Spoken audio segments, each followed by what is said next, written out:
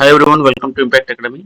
So today let us continue with Indian Polity. Let us look at parliamentary committees. So parliamentary committees are also very important.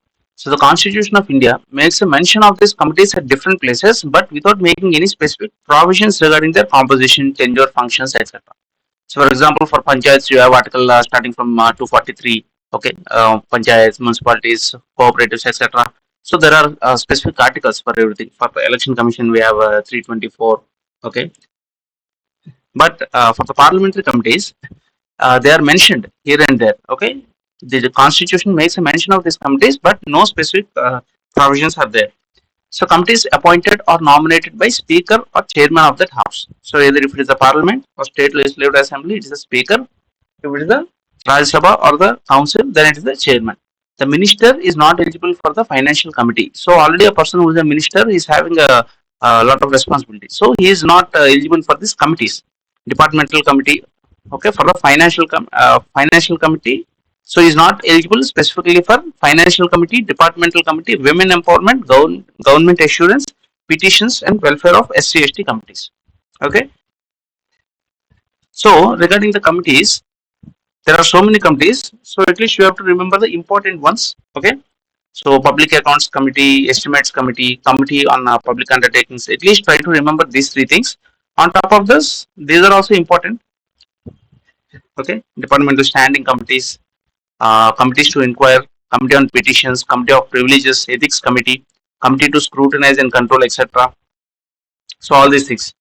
Okay, day-to-day business, service, etc. So let us look at these three important things first. So Public Accounts Committee. This committee was set up first in 1921 under the provisions of the Government of India Act of 1990. So Montague Chelmsford Reforms 1919, which is a very prominent act. This committee was set up in 1921 under the provisions of this act, Public Accounts Committee. It consists of 22 members, 15 from Lok Sabha and 7 from Rajya Sabha. Okay, so many committees have this 22 members. For example, in public undertaking also you have 22 members, 15 from Lok Sabha and 7 from Rajya Sabha. Estimate committee is having it's the largest committee in the parliament. Okay, estimates committee is the largest because it has 30 members. So most committees have 22, 15 plus 7, 15 from Lok Sabha, 7 from Rajya Sabha. But estimates company has 30 members. All the 30 members are from Lok Sabha only. Very important. Try to remember. In the estimates committee, there is no one from Rajya Sabha. Okay, the term of office of the members is 1 year. Okay, here also term of office is 1 year, term of office is 1 year. So commonly for all committees, they are set up by the speaker or the chairman as per the house, and the term is 1 year. And we have seen this is 22 members and this is 30 members. Estimates committee, public undertakings is also 22. Next, this is under 1921 Act, and this is also set up in 1921. The Committee on Public Undertakings has been created in 1964 on the recommendation of the Krishna Menon Committee. Try to remember that. On Public Undertakings, 1964 Krishna Menon Committee. Okay. So first, let us look at Public Accounts Committee. So we have seen 1929 provisions of 1919 Act, 22 members. Term of office is 1 year. Since 1967, a convention has developed whereby the chairman of the committee is selected invariably from the opposition. So, because public accounts means they'll be looking after a lot of public records, okay, money, where money is spent, and all these things. So, it has become a trend that a person from the opposition gets the chance to be the chairman, so that there is more transparency in the system. Okay, whatever money the government is spending, there is more transparency. The function of the committee is to examine the annual audit reports of the CAG. Okay.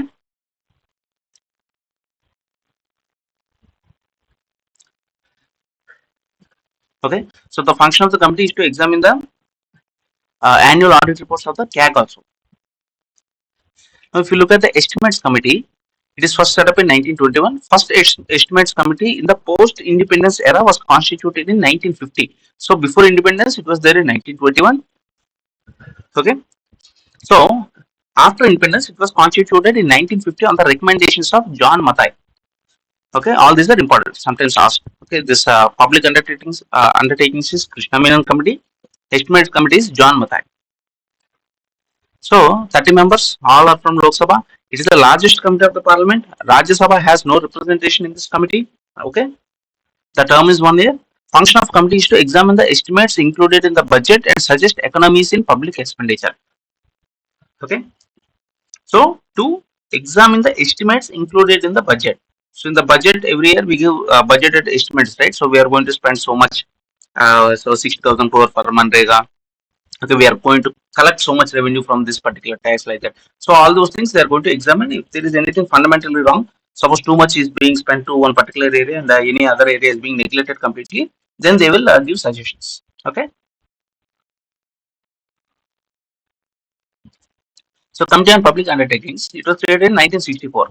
Recommendation of Krishna Menon Committee. In 1974, its membership was raised to 22, 15 and 7. 15 from Lok Sabha, 7 from Rajya Sabha. That is the standard for most committees. The term of office is 1 year. Chairman of the committee is appointed by the Speaker from amongst his members who are drawn from the Lok Sabha only. Okay. So usually chairman of the public undertakings is from the Lok Sabha only. There are other committees, departmental of standing committees, committees to inquire, committees on petitions, privileges, ethics. Next, committee to scrutinize and control, committee on government assurances, committee on subordinate legislation, scrutinizes and reports the House whether the power to make regulations, rules, bylaws, etc. Okay, that delegated by Parliament are being properly exercised or not. So all these things. So committee to scrutinize and control will look after all these things, whether proper rules are being followed or not. Okay, and these are other committees. Committees on paper laid on the table, committee on welfare of SCSTs, committee on empowerment of women, joint committee on office of profit. Okay, so this committee will decide if there is any office of profit. Suppose someone gets a particular position and there is a confusion whether there is a clash of office of profit or something.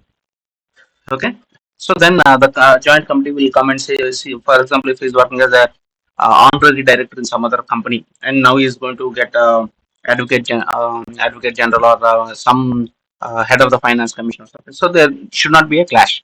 So you should prove that in that particular company he is not getting any salary. He is just an honorary director. So that is the office of profit. So if you are taking salary from the government, you should not be taking salary from anywhere else. Okay. So committees relating to the day-to-day business of the house, business advisory committee. So this business advisory committee is also important, frequently asked. Committee on private members' bills and resolutions. So committee to look after how many private member bills are coming. Okay, till now only 3 private member bills have been passed. Okay. Rules committee, committee on absence of members from sittings of the house. So all these things, several. This is for day-to-day business. Then housekeeping committees or service committees. So housekeeping committees concerned with provision of facilities and service to members, like to check whether sufficient water bottles are there, whether food is being served in the canteen. So all these things, basically all kinds of services, general purpose, house committee, okay, whether the parliament is being maintained cleanly or not. Okay, so in order to pay their bills and all those, okay, to give salaries of the cleaning staff, everything, these committees will look after the expenditure and everything. So consultative committee, these are not parliamentary committees. Minister or minister of state is chairman. It is forum for informal discussion. It is constituted by Ministry of Parliamentary Affairs. So attorney general and vice president can be member of any parliamentary committee. Okay. So attorney general and vice president can be member of any parliamentary committee. Try to remember that. So parliamentary forums. The first the first parliamentary forum on water conservation and management was constituted in 2005. 7 more parliamentary forums were constituted. As present, there are 8 parliamentary forums, and the objective is to provide a platform to the members to have interactions with the ministers concerned, experts and key officials from the nodal ministries, to sensitize members about key areas of concern and also about ground level situation, equip them with the latest information. So if there is a particular ministry, so ministry of suppose environment, so other members, other MPs have any concerns, they want to talk with the minister or say chief secretary or some secretary of that particular department or the staff of the department. So using these forums, they will get to interact. Okay, they will interact with everyone and whatever ideas they have. For example, they will get some information that somewhere something is happening, so they can pass on that information and all these things. Basically, these are in informal what you say forums. Okay, The Speaker of Lok Sabha is the ex officio president of all the forums except the Parliamentary Forum on Population and Public Health, where the chairman of Rajya Sabha is the ex officio president and speaker is the ex officio co-president. So only when it comes to Parliamentary Forum on Population and Public Health, there it is the chairman of Rajya Sabha, that is the vice president. In other cases, Speaker of Lok Sabha is the ex officio president of all forums. Try to remember this. Okay. So each forum consists of not more than 31 members, excluding the president, co-president, and vice president, out of whom not more than 21 are from Lok Sabha and not more than 10 are from Rajya Sabha. Okay. So 21 are from Lok Sabha, 10 are from Rajya Sabha, and not more than 31 members. Total will be 31, and that is excluding the president, co-president, and vice president. So speaker will be the de facto president, right? And if it is really forum relating to population and public health, then president will be vice chairman of Rajya Sabha, that is the vice president. Co-president will be the speaker. Okay. Next, the duration of the office of the members of the forum is coterminous with their membership in the respective houses. Fine. So first parliamentary forum was for this water conservation and management. It was constituted in 2005.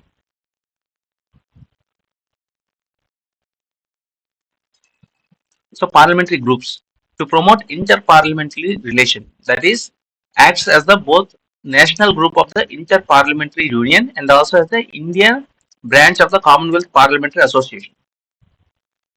Okay, so between Indian and foreign parliamentary associations, okay, it acts as a what is it, as a liaising kind of thing. Okay, so the IPG is an autonomous body. It was formed in year 1949, that is just after independence. Speaker of the Lok Sabha is the ex officio president of the group, parliamentary group.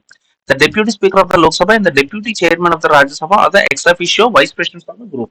So speaker is the ex officio president, deputy speaker and deputy chairman of Rajya Sabha, the ex officio vice presidents of the group. Secretary general of the Lok Sabha acts as the ex officio secretary general of the group.